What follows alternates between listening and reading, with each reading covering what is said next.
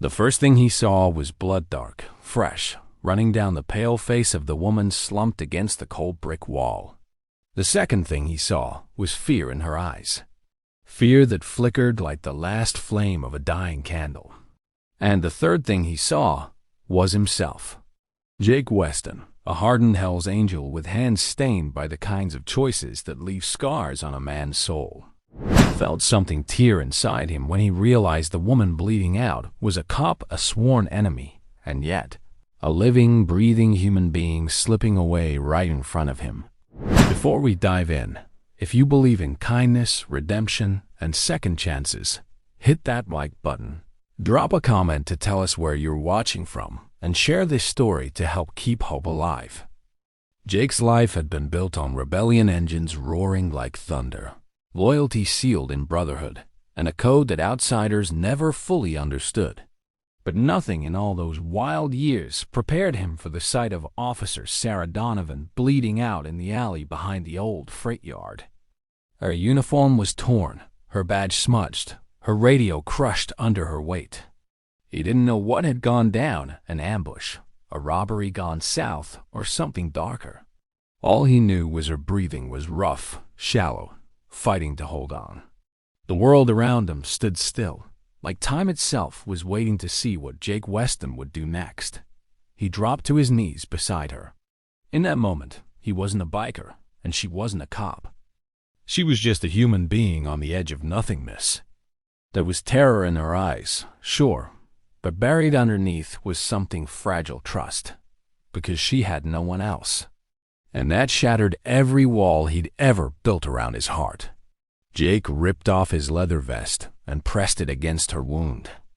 The same vest emblazoned with Hell's Angels patches that once made cops like her cross the street when he walked by. Her blood soaked through the fabric, and with each passing second, he felt the weight of what he was doing. If anyone saw him like this, word would spread, and it could ignite something ugly: rumors, accusations, even war. But he stayed. Because humanity demanded it. Because the voice of his conscience, silent for years, finally spoke louder than fear. As he worked to keep her alive, flashes from his past hit him hard. His sister Emma, gone in a crash no one came fast enough to help with. His mother's fading voice telling him he had a good heart buried under bad choices. His life collapsing into violence that drowned out the ache of loss. Sarah wasn't Emma, but the look in her eyes, the plea for one more chance, was the same. This time, he wasn't too late. He whispered, telling her she wasn't alone, that she wasn't going to die here. Minutes dragged into eternity as he fought to keep her conscious. When her breathing grew fainter, panic took over. He lifted her gently, cradling her like she weighed nothing, and ran for his bike a block away. Sirens none. Help too far. Waiting meant losing her. The blood ran warm down his arm as he carried her, boots pounding the pavement, muttering prayers he hadn't spoken in years, promising he wouldn't let her slip away. At his Harley, he strapped her carefully to him, her cheek against his shoulder, and revved the engine.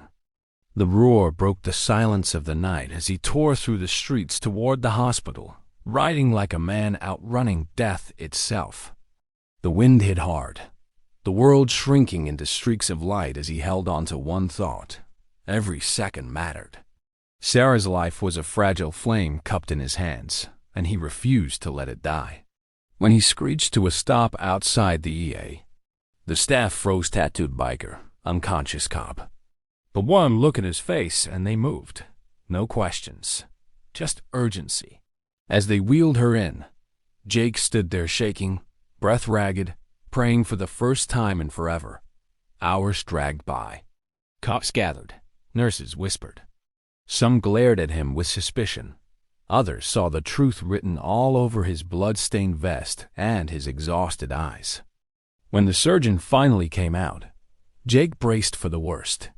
Instead, the doctor said, "If she makes it, it's because someone did everything right before she got here." The words hit like a punch and a blessing all at once. As dawn broke, Officer Ben Mercer, Sarah's partner, arrived. He'd seen darkness before, But this story spread fast. A Hell's Angel had saved a cop's life. Jake didn't care about credit, only that she lived. He sat in the waiting room replaying everything, wondering if a choice like this could really change a man's story. When Sarah finally woke, bruised but alive, she asked for the man who saved her. Jake stepped quietly into her room, unsure of what she'd say. She reached out, touched his hand, and whispered, "Thank you." No more words were needed. Opposites by blood, connected by humanity. The story spread through the department like wildfire. Some still couldn't believe it, but others looked at Jake with something new respect. The department honored him for what he did. Jake stood awkwardly at the ceremony, but somewhere deep inside, he felt something he hadn't felt in years. Pride. As Sarah healed, Jake visited. They talked about fear, life, and choices, about how one moment can rewrite everything. Their bond wasn't about romance or duty, it was simply real. By the time Sarah went back to work, she made herself a quiet promise, never to judge a soul by a leather vest or inked skin again. And Jake? He made one too. That no matter where the road took him, he'd choose humanity first. If this story moved you, like, comment, and share it to help keep stories of hope alive. Tell us in the comments what moment hit you hardest.